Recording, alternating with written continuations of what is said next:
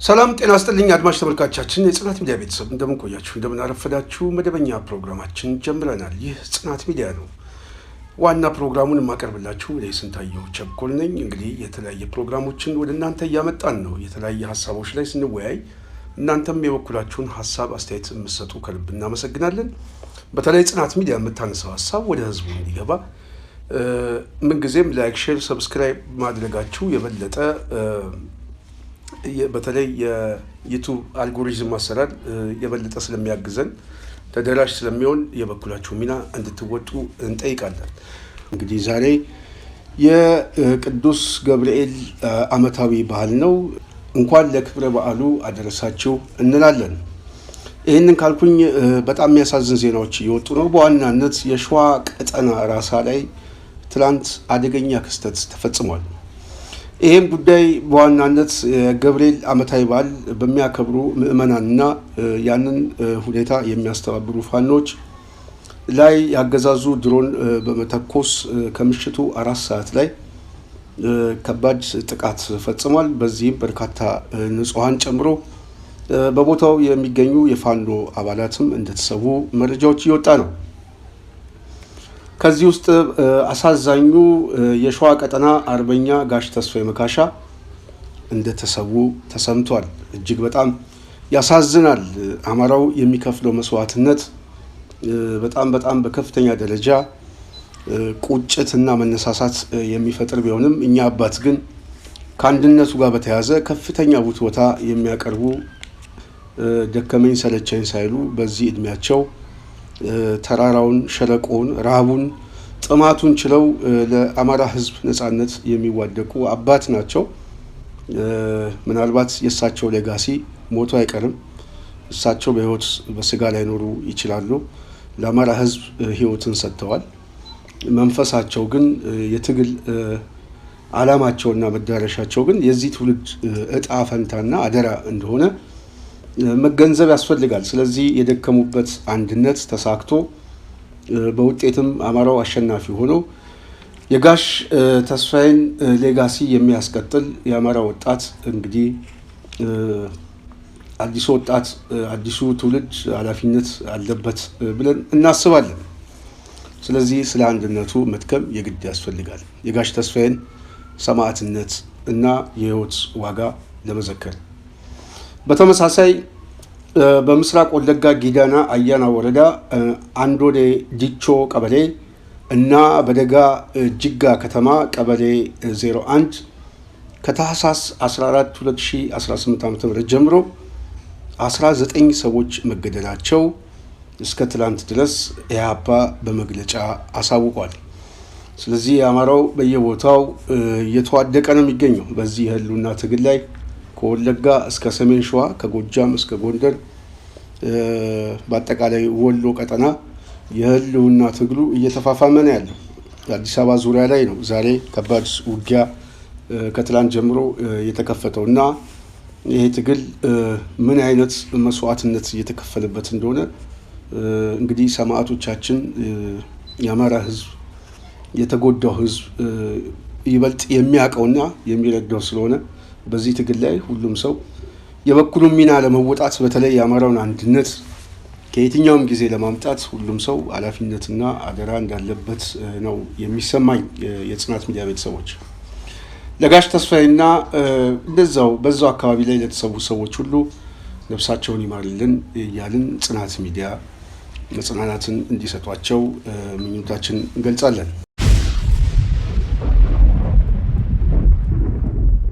በዋናነት ፖለቲካዊ ሀሳቦችን ወደ እናንተ በማምጣት የሀሳብ ውይይት ማድረግና ሀሳቦችን መፍጠር ነው።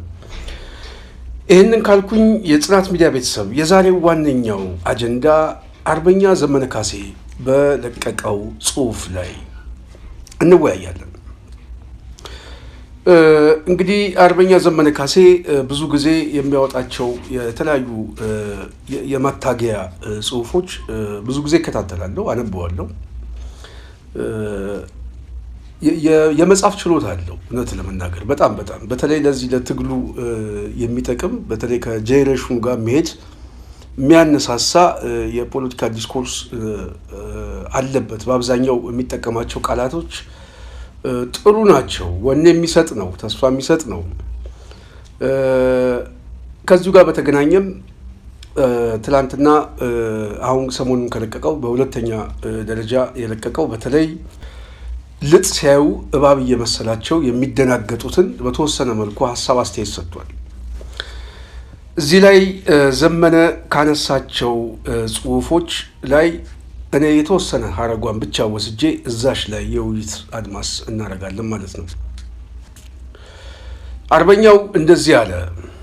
የአማራ ህዝብ ከሌሎች ኃይሎችና ህዝቦች ጋር የመስራት አዝማሚያ ባሳየ ቁጥር ተለጠፈ፣ ሁለተኛ ሆነ፣ ጁኒየርነት ነው ወዘተ የሚል ራስ ጠል ትርክቶችን መፍጠር ለአዲሱ ትውልድ አይመጥንም። እደግመዋለሁ። የአማራ ህዝብ ከሌሎች ኃይሎችና ህዝቦች ጋር የመስራት አዝማሚያ ባሳየ ቁጥር ተለጠፈ፣ ሁለተኛ ሆነ፣ ጁኒየርነት ነው ወዘተ የሚል ራስ ጠል ትርክቶች መፍጠር ለአዲሱ ትውልድ አይመጥንም። ሰው እንዴት ራሱን ይዘልፋል? ሰው እንዴት ራሱን በውርደት ጅራፍ ይገርፋል? ሁለተኝነት፣ ጁኒየርነት ተገቢም አይደለም፣ የምንቀበለውም አይደለም። ትውልዱም ይሄንን አስተሳሰብ አይቀበለውም የሚል መልእክት አስተላልፏል። ወርዱ የሚጠቀምበት ደስ የሚል ቃል አይቀበለውም የሚለው ትክክል ነው። የማንም ሰው ፍላጎት ብቻ ሳይሆን እዚህ እልህ አስጨራሽ ትግል ውስጥ የገባ ትውልድ እንደ ህዝብም ደግሞ ለተከፈለበት ዋጋ ሁለተኝነትን ከዚህ በኋላ አይቀበለውም የሚለው የጋራ የሚያስማማ ጉዳይ ነው። የበላይ መሆን አይፈልግም፣ ሁለተኛ መሆን አይፈልግም። እኩል መሆን ብቻ፣ ሌላ ምርጫ የለም። ስለዚህ እኩልነት ላይ ሰጥቶ መቀበል ላይ ታሳቢ ያደረገ ትውልድ አሁን መሬት ላይ ተፈጥሯል የሚለው ምንም ጥያቄ የለውም። የህይወት መስዋዕትነት እየከፈለ ስለሆነ በተለይ የአማራ ህዝብ ከሌሎች ኃይሎችና ህዝቦች ጋር የመስራት አዝማሚያ ባሳየ ቁጥር ተለጠፈ፣ ሁለተኛ ሆነ የሚባል ትርክት መፍጠር ከራስ ጠልነት ጋር ያያያዘበት ምክንያት ይህንን ጥያቄ የሚጠይቁ ሰዎች ራስን ጠልተው ወይንስ ምክንያታዊ ሀሳብ ኖሯቸው የሚል ለአርበኛው ደግሞ እናቀርባለን። ሀሳብ ስለሆነ እሱ አሁን ያመጣው ማለት ነው። የአማራ ህዝብ ከሌሎች ጋር አብሮ የመስራት ፖለቲካዊ ባህሎችን እያለማመደው መምጣት በጣም ተገቢ ነው ብዬ አስባለሁ። ምክንያቱም የአማራ ህዝብ የስጋት ማዕከል ሆኗል። ባለፉት 50-40 ዓመታት የተቀሰቀሰበት የፖለቲካ ትርክቶች ተገላይ እንዲሆን አድርጎታል። ይሄ አህዳዊነት ነው፣ ጠቅላይነት ነው፣ ዘውዳዊ ስርዓት ነው ምናምን የሚል የአማራን የፖለቲካ ስሌቶችን በሙሉ ከዚህ አመለካከት ጋር አብሮ ያው በተለይ ከአማራው ፖለቲካ ጋር አንቲ የሆነው የዚህ የግራ ዘመም የፖለቲካ ኃይሉ ከፍተኛ የሆነ ትርክት ጽፎበታል እና ያንን የልሂቃን በአብዛኛው የሚባል አንቲ የሆነ የልሂቃን አስተሳሰብ ፈጥረዋል። ስለዚህ ይሄንን ለማስታረቅ የአማራ የፖለቲካ ባህል ከሌሎች ጋር መስራት እንደሚፈልግ ባህሉም ራሱ አህዳዊ የሆነ አስተሳሰብ እንደሌለው በእኩልነትና በመቻቻል ላይ የተመሰረተ የራሱን ጥቅም አሳልፎ ሳይሰጥ የሌላውንም ሳይጫን በእኩልነት በጋራ ተጠቃሚነት ላይ የተመሰረተ አገር መገንባት እንደሆነ ማሳየት የግድ አለበት። ስለዚህ ፖለቲካዊ አሊያንሶችን፣ ፖለቲካዊ ትብብሮችን ለመፍጠር የአማራውን የፖለቲካ ባህል በተለይ በጣም የዚህ የግራ ዘመም የፖለቲካ አስተሳሰብ ተቸክለውበት ካለው ኃይል ጋር ራሱን እያለማመደ መምጣት እኔ ተገቢ ነው ብዬም አስባለሁ። ወቅቱም ይጠይቃል። በተለይ ደግሞ አሁን እንደ ሀገር ደግሞ አገር ለመቀበል የሚያስብ ትውልድ እየተፈጠረ ስለሆነ እነዚህን ኃይሎችንም ታሳቢ ያደረገ የፖለቲካ ማዕቀፍ የግድ ያስፈልጋል። ስለዚህ በመርህ ደረጃ አርበኛው የጠቀሰው የሚጣል ነገር የለውም፣ የሚተነተን ግን ሀሳብ አለው። በዚህ ደረጃ ካየነው የአማራ የፖለቲካ ኃይል ስጋት ሳይሆን እድል መሆኑን ማሳየት ተገቢ ነው እንዳለው አርበኛው፣ በጥርጣሬ መንፈስ ግን ሁለተኝነትና ጁኒየርነትን ማሰብ ግን ራስ ጠልነት ነው ብሎ የደመደመው ግን እሱ ከምን እንድምታ እንደሆነ በተወሰነ መልኩ እሱ እንዳሰበው ሳይሆን እኔ በፖለቲካ መነጽር እንደማየው ትንሽ ነገር ላስብ። እዚህ ላይ እኔ አርበኛው የጻፈው የጽሁፉ ጭብጡ ላይ ሳይሆን ሁለተኝነት ላይ፣ ጥርጣሬ ላይ፣ ራስ ጠልነት ከዛ የሚነሳ ነው ብሎ ማሰብ በቅንነት ፖለቲካውን ለሚመለከቱ ሰዎች ምክንያታዊ ትችት ነው ብዬ አላስብም። እንግዲህ ዘመነ ፖለቲካ ውስጥ ብዙ የቆየ ሰው ነው። ስለዚህ የፖለቲካ ውስጥ ብዙ የቆየ ሰው የድርጅት ሁኔታን በጥልቅ የሚያውቅ ሰውና አሁንም መሌላ ያለ አክቲቭ የሆነ እንቅስቃሴ እየመራ ያለ ሰው በዋናነት ዘመነም እኛም የፖለቲካ ህይወት ውስጥ ያስገባን ምንድን ነው ከተባለ ኮዝ ስላለን ነው፣ የጥቅም ጉዳይ ነው። ስለዚህ ፖለቲካ ኢንተረስት ነው። የኢንተረስት ግሩፕ የምትፈጥርበት የጥቅም ትግል፣ ድርጅት ያንን የምታስፈጽምበት መሳሪያ ነው፣ ስልት ነው እንጂ ግብ አይደለም። ድርጅት መፍጠር አይደለም ግባችን፣ ስልቱ ግን እሱ ስለሆነ ነው። ስለዚህ ከሌሎች ጋር ለመስራት መፈለጋችን የአማራ ህዝብ በዛ ደረጃ ቅርርብ ውስጥ እንዲገባ መሆኑ የጠላት ኃይል ያው ለምን ቁጭት ውስጥ እንደሚገባ ግልጽ ነው። ፖለቲካዊ አሊያንስ ሲፈጠር ፖለቲካዊ ድል ስላለው ነው። ጥምረት በራሱ የፖለቲካ የድል ውጤት ነው። ቅንጅት፣ ጥምረት፣ ውህደት ምናምን እነዚህ የፖለቲካ ድሎች ናቸው። እነዚህ የፖለቲካ ድሎች ግን ግባቸውን የሚመቱት በራሱ ከውጫዊ ጥምረቱ በላይ የውስጥ ጥንካሬ ሲፈጠር ብቻ ነው። ይህንን ዘመነ በደንብ ያውቀዋል ብዬ አስባለሁ።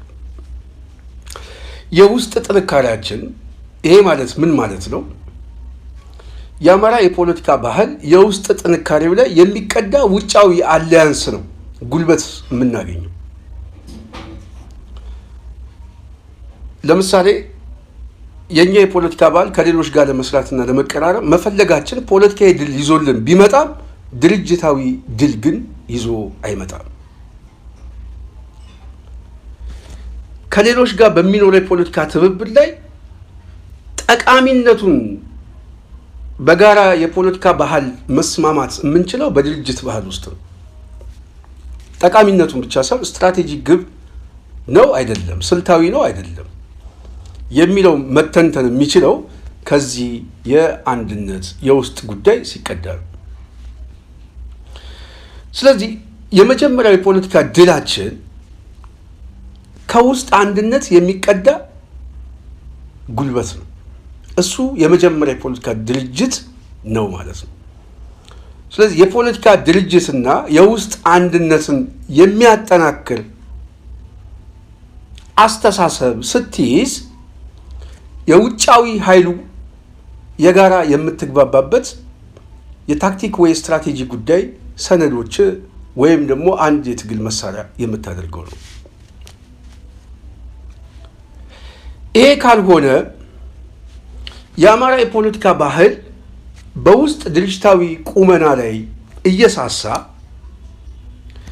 ከሌሎች ጋር ግን በተበታተነ መልኩም ቢሆን የፖለቲካ አሊያንስ መፍጠር አለብን፣ የፖለቲካ መቀራረብ አለብን የሚለው አስተሳሰብ በአስተሳሰብ ደረጃ ተገቢ ቢሆንም ከውስጥ አንድነት የማይቀዳ ተነጣይ አስተሳሰብ ግን ሲሆን የድርጅትን አንድነት ይጎዳዋል። የድርጅት አንድነት ደግሞ ሲጎዳ በጣም የሳሳ የፖለቲካ ኃይል ሆኖ ይፈጠራል። ይሄ የሳሳ የፖለቲካ ኃይል በመግለጫው ላይ ዘመነ እንደጠቀሰው የአማራ ሕዝብ ከሌሎች ኃይሎች ጋር መስራት ተገቢነቱን እንደገለጸ ሁሉ ሁለተኝነትና ጁኒየርነትን መጥቀስ ራስ ጠልነት ነው። አዲሱ ትውልድ ይሄንን አይቀበለውም፣ አይመጥነውም ያልከው ተገቢነት ቢኖረው የሳሳ የፖለቲካ ኃይል ግን ከሆነ ሁለተኝነትን ስለፈለገው ሳይሆን ሳይፈልገው ሊጭኑበት ይችላሉ።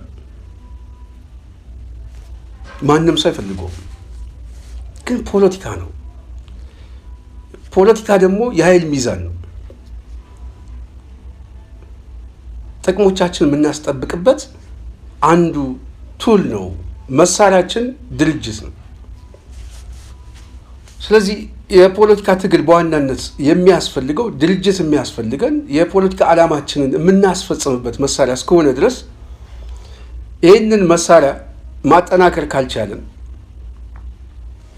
በራሱ ህዝብ ለህዝብ ወይም ደግሞ የፖለቲካ ድርጅት ጋር የምናደርገው አሊያንስ ከሌሎች ጋር አብሮ ለመስራት የምናደርገው አሊያንስ ሙሉ አይሆንም። ሰጥቶ ለመቀበል እንቸገራለን። የአቅም ውስንነት ከሌለን መሸነፍ እንኳን ባንችል እንኳን ደካማ ሆነን እንወጣለን። ስለዚህ ትውልዱ ስለፈለገውና ስላልፈለገው ብቻ ሳይሆን ትውልዱ እንደማይፈልገው የሚያሳየው በተቋም ጥንካሬና በራሱ ቁመና ላይ የተለካ የፖለቲካ ግምገማ ሲኖረው ነው። ለምሳሌ የአማራው የፖለቲካ ኃይል አንድ ድርጅት ለመፍጠር ለምሳሌ አፋባሃ ድርጅት ሆኖ መሪ ፈጥሮ የፖለቲካ መታገያ ሰነዶችን አዘጋጅቶ ስትራቴጂክ አሊያንሶችን በደንብ አስቀምጦ ተንትኖ አንድ የጋራ ተቋም ለመገንባት እንኳን ተቸግሯል። አሁን ዘመነ የጻፈው መግለጫ ምርጥ መግለጫ ነው። የአፋባሃ መግለጫ ቢሆን የድርጅት አንድነትን በደንብ ያሳያል።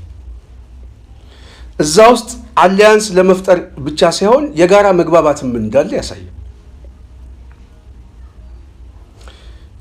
ከዛ በኋላ የራሱ የሆነ ተቋማዊ ስትራክቸር ይፈጠራል። ያ ተቋማዊ ስትራክቸር ከሌሎች ጋር በሚያስማማ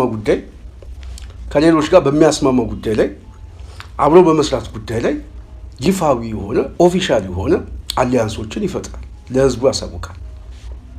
ይሄ ከፍተኛ የሆነ የፖለቲካ ድል ያስመዘግባል። በምንድን ነው የሚያስመዘግበው? ከራሱ ቁመና ስለሚቀዳ ነው። ከራሱ የድርጅት አቅም ስለሚቀዳ ነው። ሌሎቹም የሚቀበሉት በዛ ደረጃ ነው። ይሄ ካልሆነ ግን ሁለተኝነትን አንፈልግም እንላለን። ተገቢ ነው፣ ግን በቲዮሪ ደረጃ የሚቀመጥ ነው የሚሆነው። በመግለጫ ብቻ የምናስቀምጠው ነው የሚሆነው። ሁለተኝነት ሳንፈልገው ሊጫንብን ይችላል። በምን? በተሸናፊነት። የምንሸነፈው በድርጅት ጠንካራ ሆነ ስላልወጣን፣ የምንሸነፈው አቅማችንን መሰብሰብ ስላልቻለን። የአማራ ህዝብ ራሱን በተደጋጋሚ ጊዜ በተለይ እንደዚህ አይነት ትርክቶች ማምጣቱ እኔ ስጋቱን አልፈርድበትም። ምክንያቱም 2 ጊዜ ቢያንስ ተክዷል። ብአዴን ክዶታል፣ አብን ክዶታል፣ በስሙ ነግዶ ክዶታል። በተደጋጋሚ ጊዜ የተካደ ህዝብ ተጠራጣሪ ቢሆን አትፈርድበትም። ከዚህ የመጣ መንፈስ ስለሆነ ራሱን መጥላቱ ሳይሆን ራሱን እንዲጠላ የሚያደርገው ወይም ደግሞ ጥርጣሬ መንፈስ ውስጥ እንዲገባ የሚያደርገው የተቋም አንድነትና የድርጅት አሊያንስ ስላልተፈጠረ ነው።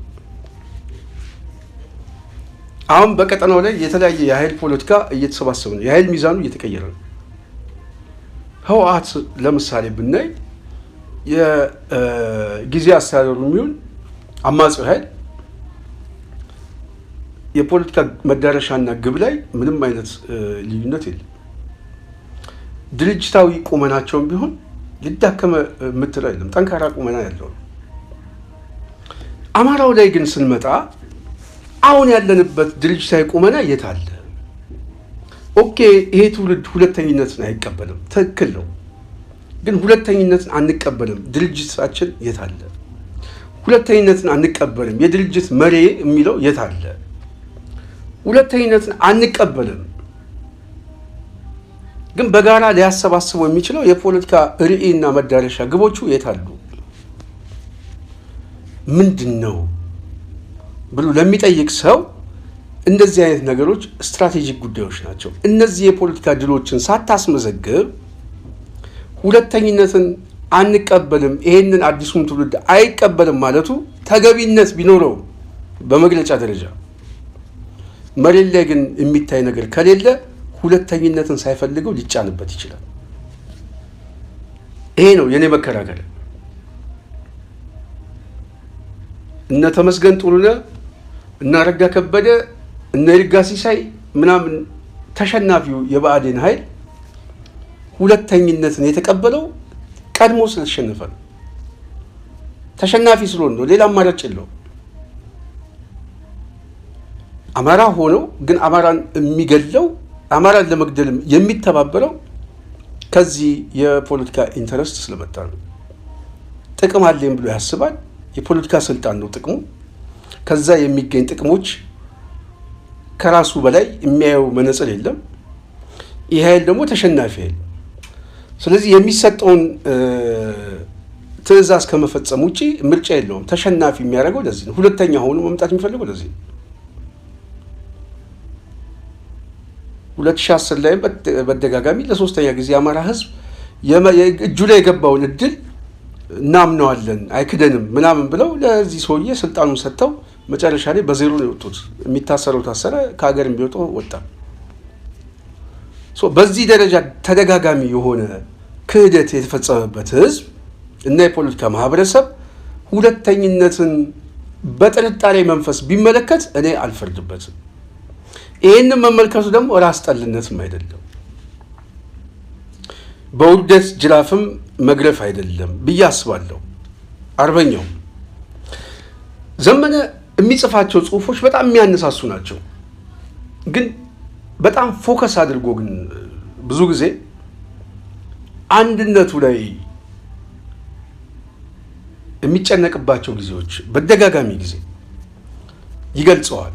እሰማለሁ ከሚጽፋቸው ጽሁፍ አንድ ምንሆን የበለጠ አንድ ሳምንት አይፈጅብንም ትግሉ ያልቃል ምናምን የሚለዋል።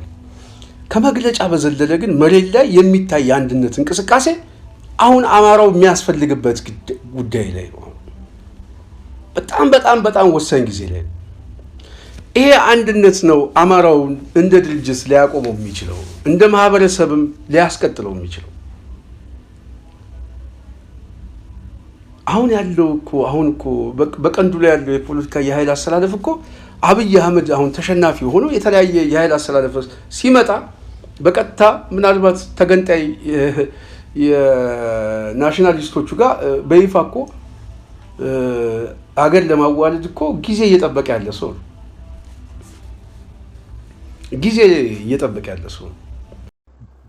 እኛ እኮ ኢትዮጵያን ልንገነባት ልንሰራት አይደለም፣ ኦሮሚያን ነፃ ልናወጣት። ኦሮሚያን ነፃ ልናወጣ ከሆነ ደግሞ አማራ ጎረቤታችን ነው፣ ሲዳማ ጎረቤታችን ነው፣ ሶማሌ ጎረቤታችን ነው። እንደ ጎረቤት አብረን እንሰራለን እንጂ እንደ ኢትዮጵያ አንድ ሰራዊት አንገነባም። ስለዚህ ይሄንን ለማስቀረት የግድ የአማራው አንድ ድርጅት መሆን አንድ ድርጅት መፍጠር የግድ ያስፈልጋል። ምክንያቱም ሌሎች ኃይሎች የሚገመግሙት አማራው የደራጀ ቁመና አለው ወይ፣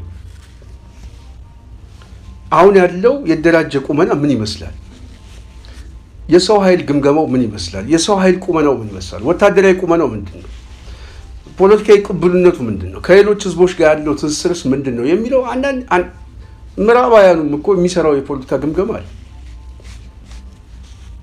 ስለዚህ ይሄንን ግምገማ ራሳችን እዛ ውስጥ ለማስገባት የሚያስፈልገን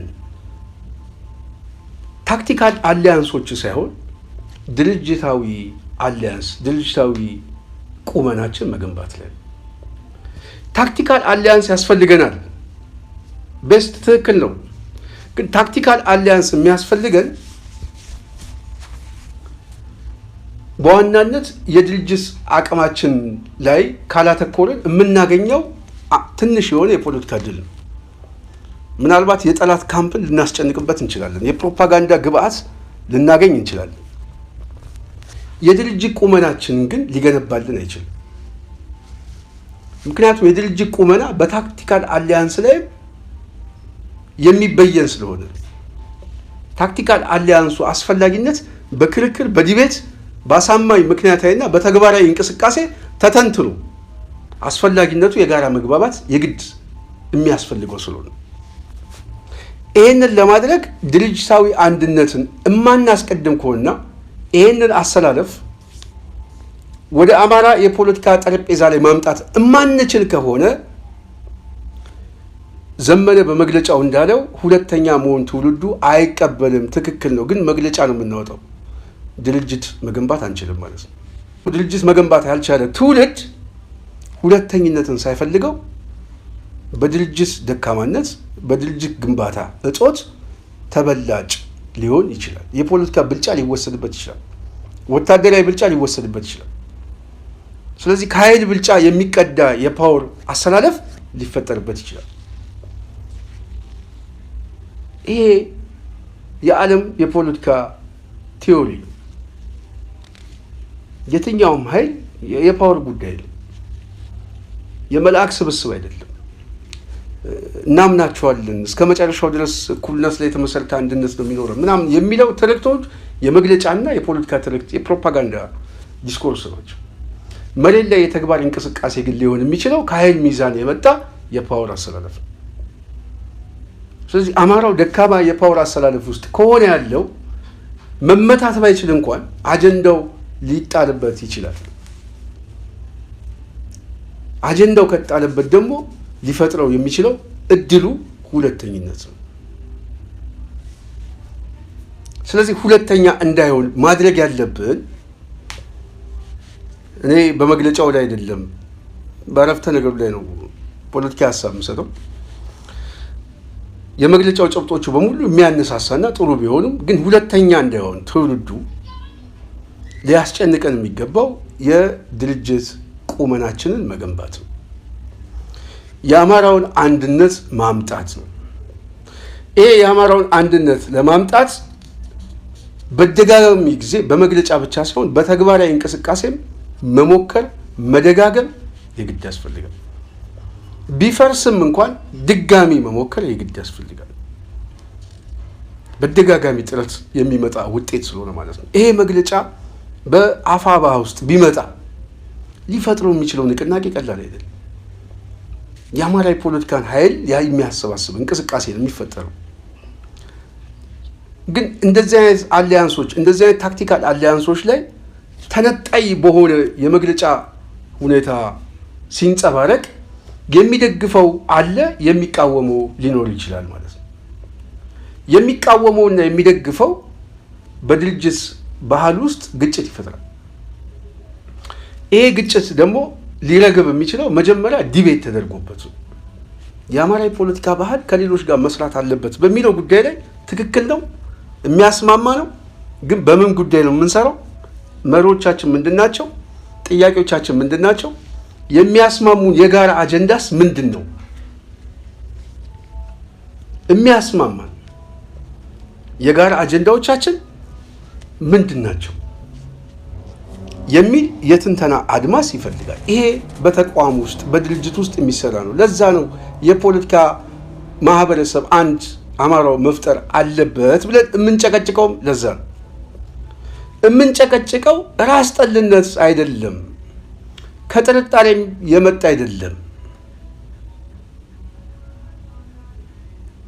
ከድርጅት ባህል ማነስ ግን የመጣ ድክመት ሁለተኛ ሆኖ ሊመጣ ይችላል ብሎ መገምገም ፖለቲካዊ ግምገማ ነው እና ይሄንን ለሚገመግሙት ሰዎች በቅንነት የሚገመግሙት ሰዎች ከራስ ጠልነት ሳይሆን ከይሆናል ትንተና የሚመጣ ነው። ይሄ ይሆናል ትንተና ደግሞ ዋናው ቅድምም እንዳልኩት መነሻ ሀሳቡ አማራው በደጋጋሚ ጊዜ ሳይደራጅም ተደራጅቶ የተፈጸመበት ክህደቶች ናቸው። ድርጅታዊ ክህደት፣ ግለሰባዊ ክህደት 2-3 ጊዜ በደጋጋሚ ጊዜ ተፈጽሞበታል። ይሄ የተፈጸመው ከዚህ አመለካከት የመጣ ነው፣ የድርጅት ባህል መገንባት ስላልቻለ። ስለዚህ አሁን አማራው ትልቅ እድሎች እየመጡለት ነው። እነዚህ እድሎችን የሚያስተናግድበት የፖለቲካ ጠረጴዛው ላይ ተስፋዎች አሉ። ከነዛ ተስፋዎቹ አንዱ አሁን እየተፈጠረ ያለው የኃይል አሰላለፎች የአማራው ከፍተኛ እድል እጁ ላይ ይገባል። ስለዚህ ከሌሎች ኃይሎች ጋር ፖለቲካዊ ጥምረት መፍጠሩ ትክክል ነው። ከራሱም የውስጥ ኃይሎች ጋርም ደግሞ የፖለቲካዊ ውህደት ወይ ቅንጅት ወይ ትብብር ወይም ደግሞ አንድ ድርጅት ሆኖ መሪ ፈጥሮ የሚመጣበትን እድል ማመቻቸት የአማራው የቤት ስራ ነው፣ ዋናው ስራ። ምክንያቱም ዛሬ አንድ ሆኖ ድርጅት መምራት ካልቻለ ነገ መንግስት ሆኖ እንዴት አድርጎ ነው መሪው የሚሰይመው? ነገ መንግስት ሆኖ እንዴት አድርጎ ነው ካቢኔ የሚሰይመው? ነገ መንግስት ሆኖ እንዴት አድርጎ ነው አገር የሚያስተዳድረው የሚለው ፖለቲካዊ ግምገማም ስለሚመጣበት ነው። ስለዚህ ድርጅት ባልመሰረተ ቁጥር ተሸናፊ ሊያደርገው ሁለተኛ ሊያደርገው የሚችለው ሌላ ኃይል ሊፈጠር ይችላል። አንድነት የላቸውም። ስለዚህ ቀድመነው እንሂድ ሊል ይችላል። የምንፈልጋቸውን ሰዎች እንሰበስባለን፣ ሌላውን እንጨፈልቀዋለን ሊል ይችላል።